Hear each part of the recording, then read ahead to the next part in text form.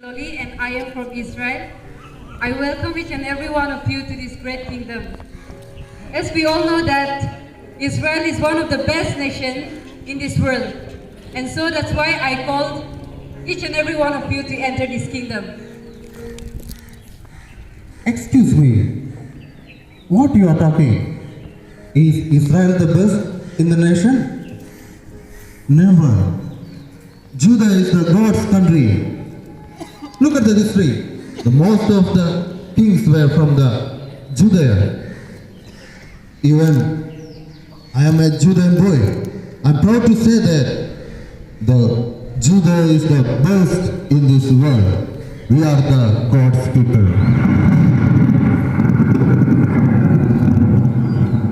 I am the Lord your God. Love your neighbor as yourself. O Lord, our God, like this I often forget the Lord's commandment. Sorry, sister. Let us invite together.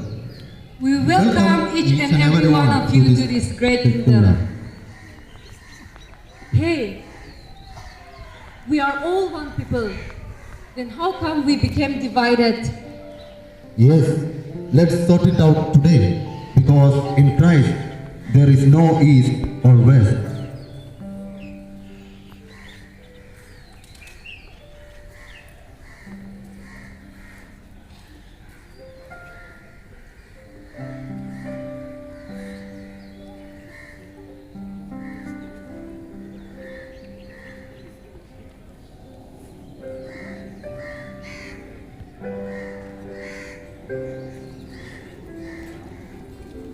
Oh, what is that sound that I hear? Oh, that those our singers are singing. In Christ there is no east or west. Well then, shall we also join them in singing? And let us sing the song which is found in our college hymn book, page number 177, hymn number 179. Page number 177, hymn number 179.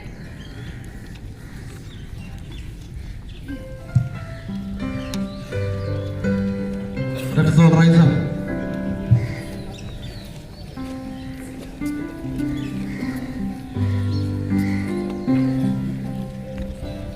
In Christ there is no east or west, in Him no south or north, but one great fellowship of love throughout the whole wide world. In Him shall true hearts everywhere their high communion find. His service is the golden cord, close binding all mankind. Join hand then, brothers of the faith, whate'er your race may be. Who serves my Father as a son, he surely came to me. In Christ now meet both east and west, in Him meet south and north. All Christly souls are one in Him throughout the whole wide world. You may all be seated, please. Sister, come. Now I will tell you the reason for our division.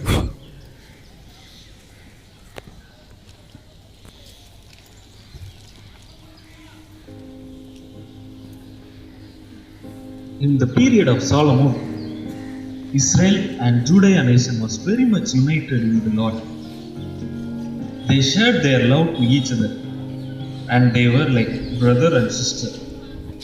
So God loved the nation of Israel and Judea, and they were worshipping one Lord, Yahweh, with fullness of heart and mind. God gave good blessings of unity among these two nations through the wisdom of Solomon. After some time, the people of Israel and King Solomon started to move away from God. King Solomon started to worship the idols and forced this worshipping to the people as well. Through that, the people of Israel and Judea started to forget the Lord Yahweh. So God said to the King Solomon through a prophet that his kingdom will be divided into two parts, not in his period, but in his son's reign. Like God said, the kingdom was divided into two parts. Thus Solomon became a reason for the breaking of united foundation of nation Israel. After the Solomon period, the Israel and Judea nations were rebellious against each other. They hated each other and they fought with each other. When they lose their unity, it made them not only divided in the land, but divided in their heart and mind also, in an evil way.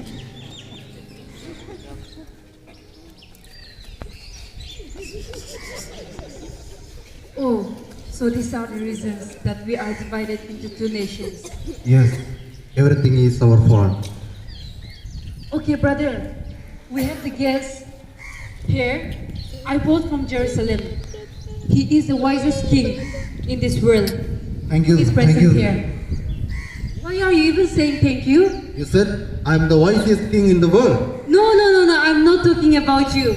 I'm saying about the king who is present here and who will give us some counsel about the unity from his mistake. So let us invite the king with a round of applause.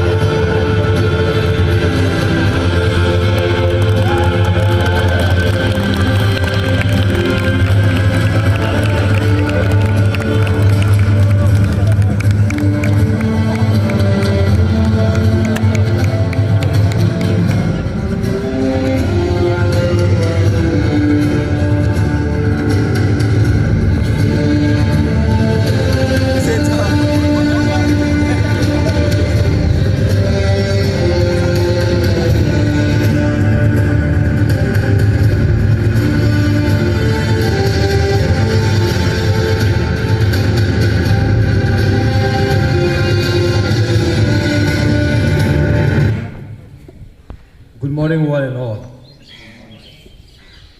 I am King Solomon. My kingdom was a golden age of Israel. I fortified the key city. I kept a large standing army. I had much larger court than my father David. I had 700 wives and 300 concubines. I developed alliance with Egypt and Tyre. I took 7 years to build the temple. I spoke some 3,000 proverbs and composed thousands of songs. In spite of all these achievements, to everyone's surprise, my kingdom, as you can see, was divided after my death. I also am responsible for the reason why this kingdom has been divided into Israel and Judea. Today, we will be learning some lessons from my mistakes. Before I tell you how I contribute to the breakage of the foundation of unity, now I call upon the prophet to come forward and read the passage.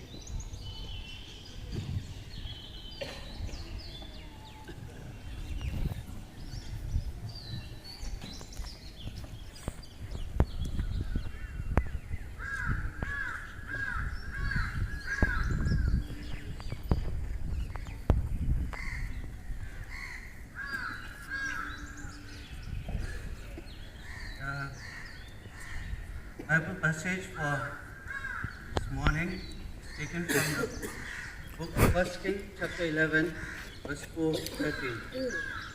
It says, "But when Solomon was old, his wife turned away his heart after other gods, and his heart was not true to the Lord his God, and was the heart of as was the heart of his father David.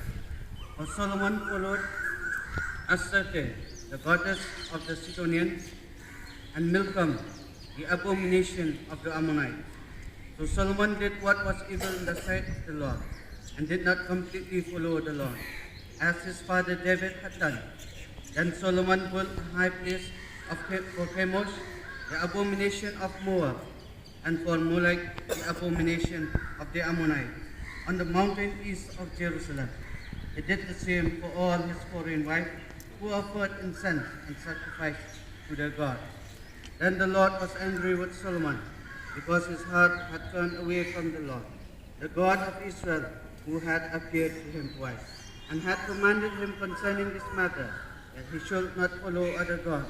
But he did not observe what the Lord commanded. Therefore the Lord said to Solomon, "Since this has been your mind, and you have not kept my covenant and my statutes that I have commanded you, I will surely tear the kingdom from you, and give it to your servant. Yet for the sake of your father David, I will not do it in your lifetime. I will tear it out of the hand of your son. I will not, however, tear away the entire kingdom.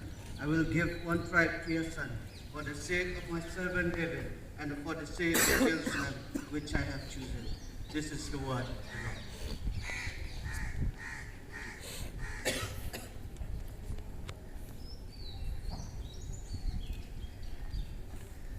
First thing, how I contributed to the division among the people is through tribal jealousy. Tribal jealousy. Even before my death, Israel tribes had always been jealous of their independence and rights. The tribal jealousy was the primary cause of the division of the monarchy. I did a number of things that added to the jealousy of the north against Judah. When I formed my 12th district for the purpose of taxation and supplying the need of its courts, I did not include Judah. That means Judah had a tax-free status. My building projects were concentrated in Judah, whereas most of the taxes and forced labors came from the northern tribe. This jealousy among the tribes was the root cause of the division of the kingdom. Now, I urge you, if you by any means projecting any tribal jealousy or regional jealousy of any form, please leave it by today itself. It may hamper the peaceful living. Second reason is sectionalism. The division of the nation into north and south specifically is because of my concentration on the development and protection of the South. My Judah-centric policies may be seen in two major issues: revolt in the territories and the sale of Egypt were a growing threat to Israel. That is the year in which Shishak extended the Egyptian throne and began a drastic revival of the military force of Egypt.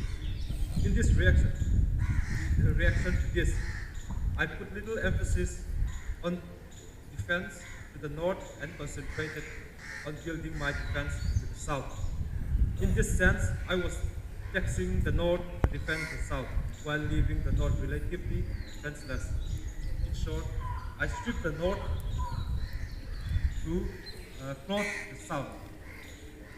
Now, please ponder upon yourself that by any means are you supporting your own groups at the cost of others. If it's so, let us leave this habit and work for the well-being of all. The third reason is by exploitation. Many problems were because of economic building projects, military fortification, ship construction, and foreign trade requirements, which required labor force. the alien living in Palestine were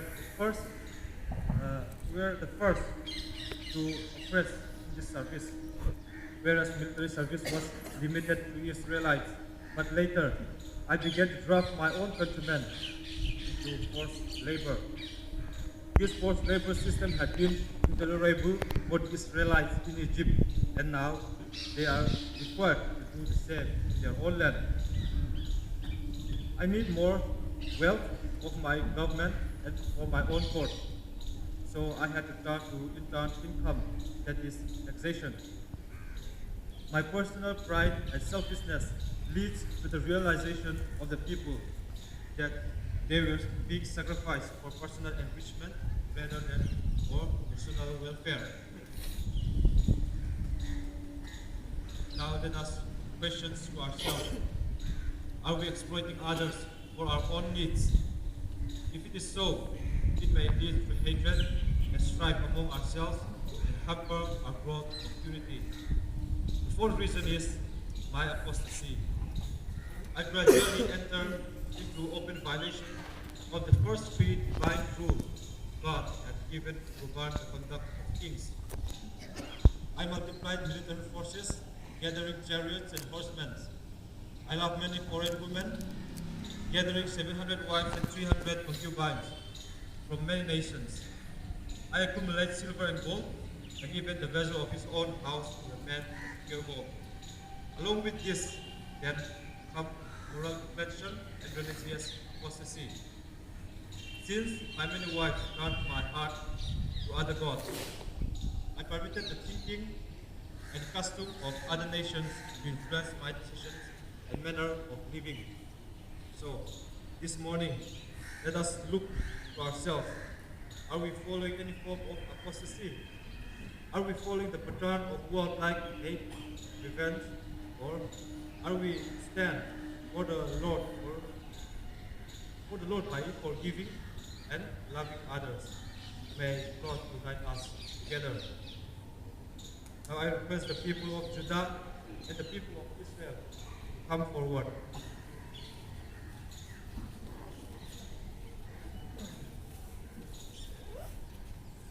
After these years, I now understand the consequences of my actions. Now let us confess our sins of disunity, hatred, and revenge. So I request the High Priest of Judah to offer prayer of confession.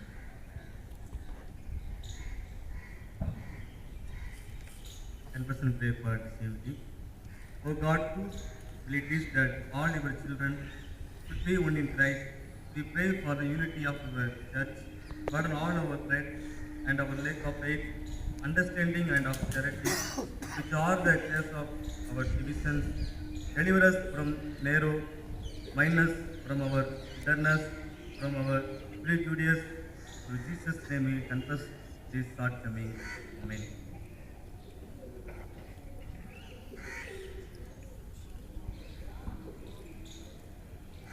Now, let us not stand different as a nation of Judah and nation of Israel.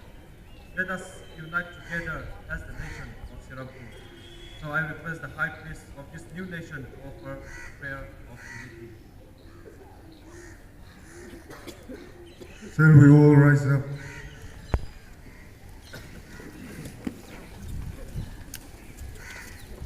And let us all stand together. Let us all. Let us pray. Eternal Father, we praise you for sending your Son to be one of us and to save us. Look upon your people with mercy, for we are divided in so many ways.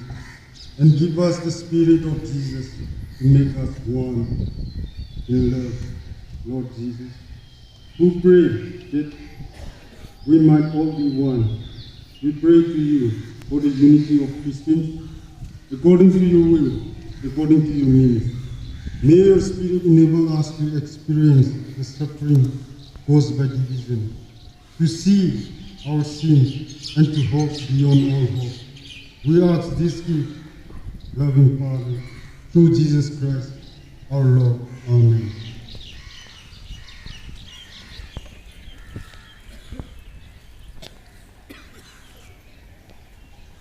Let us say the Lord's Prayer together.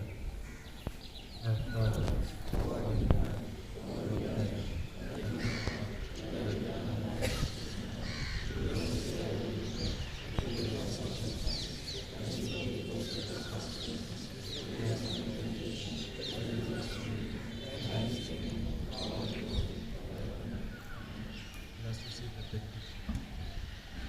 now may the grace of our Lord and Savior Jesus Christ, the love of God the Father, and the sweet communion of the Holy Spirit rest and abide with each one of us and unite us together in one nation, both now and forevermore.